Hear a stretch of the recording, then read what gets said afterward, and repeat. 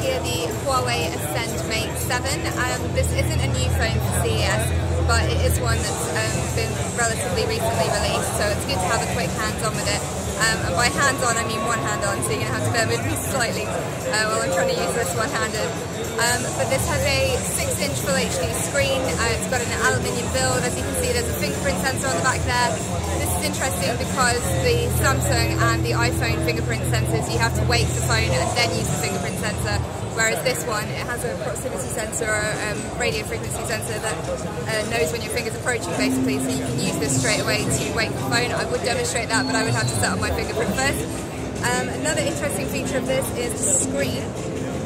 So as I said, it's Full HD, but as you can see there, the bezels are very slim, especially at the sides. And the camera is a 13 megapixel. It uses the exact same sensor as the iPhone 6 Plus, but it's 13 megapixels as opposed to 8, so a little bit better in resolution. And it also has some quite interesting editing functions. It's got the usual kind of smoothing, facial whitening, which is very popular in Asia, facial thinning. The nose slimming is actually surprisingly accurate, so if we go bigger and smaller, it's kind of terrifying, isn't it, that it just knows which bit is your nose and can make it bigger and smaller as well as that. It's kind of plastic surgery in an app.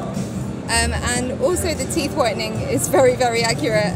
This is something that we've seen on quite a few phones, but it is particularly accurate on this one in terms of not turning your lips grey and things like that.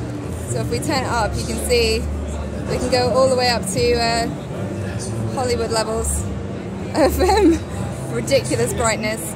Not sure that's an improvement on reality, but you may feel differently. So that is a very quick rundown of some of the interesting things on the Huawei Ascend Mate 7.